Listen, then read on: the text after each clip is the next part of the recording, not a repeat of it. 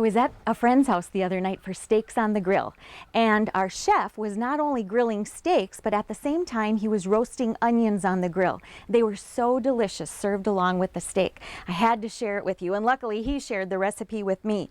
But right now in the grocery stores you can find some sweet onions. I just picked up some Walla Walla onions from Washington, and they're nice and sweet and wonderful when they're roasted. So the first thing you need to do, of course, is peel the onion, and then not the root end, but the other end we're going to take a little bit out of, or core, and I find that a grapefruit knife works really well for this. We're not going to go all the way down to the bottom, but just about 2/3 down so that the bottom of the onion is still intact. So you can see how easy that is to just take the middle right out. Then into the middle, first I've got a piece of aluminum foil here that I've got ready to wrap up my onion. And I'm going to set the onion right in the middle, and then where I made that hollow, I'm going to put in just a pat of butter, or about a tablespoon of butter.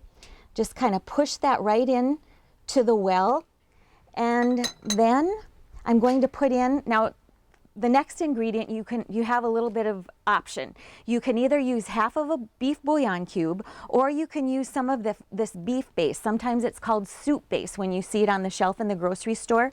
The main thing to know when you're buying soup base or beef base is when you look at the list of ingredients, meat should be the first ingredient. So this one says beef. There's also something that comes in a jar just like this.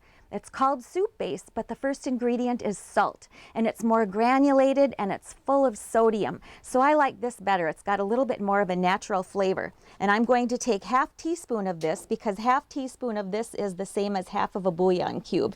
And I'm just going to push it right into the middle, into the butter. Then I'm going to wrap it up tight, and it's ready to put on the grill. This will take probably 20 to 30 minutes depending on the size of the onion and the temperature of your grill. Now this onion has just come off the grill, and it's nice to put it in a little individual bowl and have one at each person's place. I'm going to very carefully unwrap the foil because it's going to be very steamy. When you look inside, you can see that the onion is tender and all the juices have mixed. The butter, the onion juice, and the beef base has all blended together. It smells delicious, and it's so good with steaks hot off the grill. I also put a little sprig of fresh parsley in the bottom of the aluminum foil before I wrapped up the onion, and that just adds a little more flavor. If you've got fresh herbs growing in your garden, this is a great place to use them. So I hope you'll use these, or try these roasted onions that you can make on the grill, or you can even make them in the oven. I'm Sue Doden, and I'm all about food.